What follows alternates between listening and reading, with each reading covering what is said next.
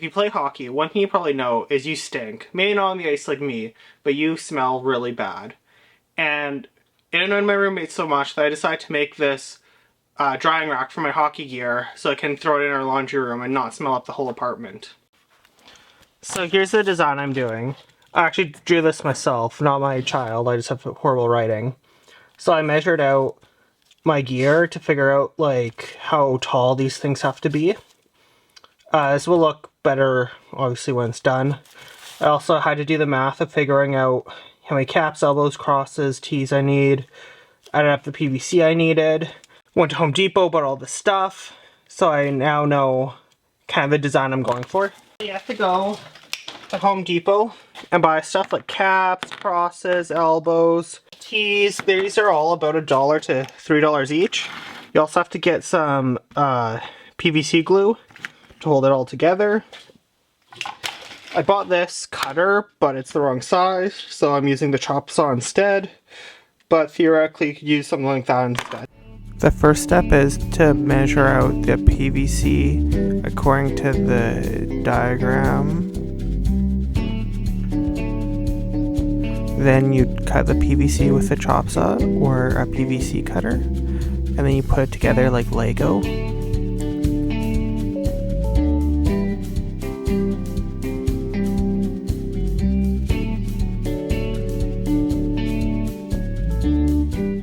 So here it's all together. Of course I forgot one T. So I have like the legs, but I forgot a T. So my idea is the gloves will go here, the shoulder or the chest protector will go over it, elbow pads on these elbows.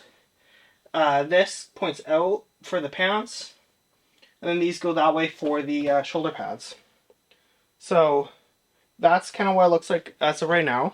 So before I glue it, I'm going to use the drill to drill holes kind of in where the gear is going. So like I said, like the gloves will be here, so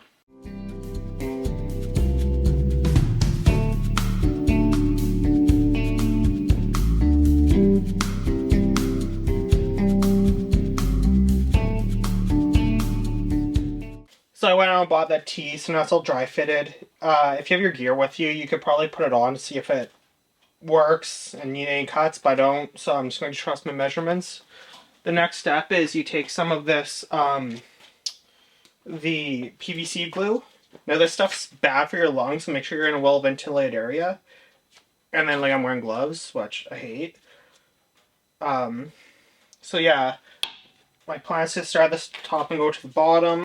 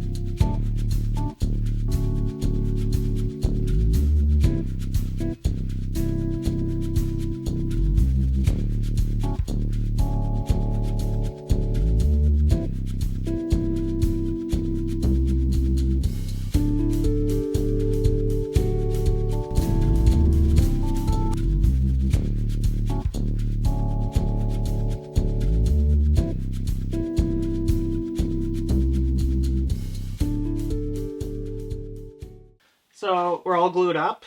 Not the straightest gluing ever, but it's not bad. This takes stuff, like it hardens pretty fast, but still nice to let it dry time. So I'm going to give it overnight before I paint it. But yeah, we're looking pretty good here.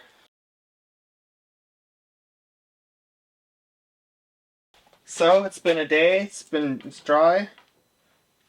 So I'm going to take it to paint. Since I live in the frozen tundra, I have to paint it outside, but whatever.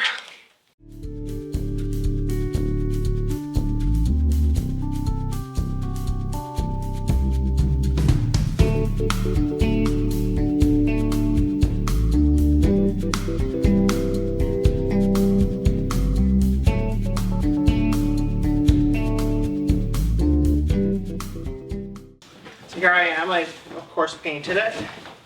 My roommate's not home, so I'm going to try to see how this works. So, here.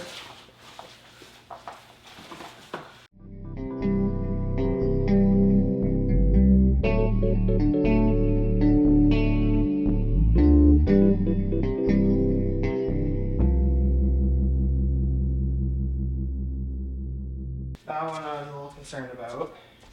I was also concerned that this might be a bit too wibbly wobbly. But it seems pretty good thus far.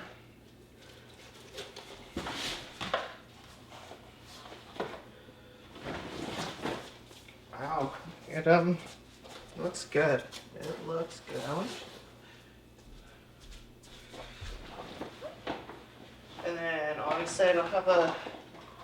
No, obviously you can tell from this I don't have a place for the helmet and skates. But other than that, it looks pretty good. So I've been using this for about a month now. It works great. Two things I might change is I might make the base a bit heavier because it can get a little wobbly, especially when there's nothing on it. As well, I won't hook up a computer fan to it so it can get airflow through it. It works without it, but it would just be kind of nice to use those holes I've drilled in and make it a little more airflow, a little fresher.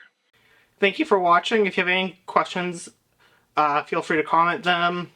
I have another hockey how-to video here that's quite different that I did years ago, but whatever, here it is. Let me know if you have any questions.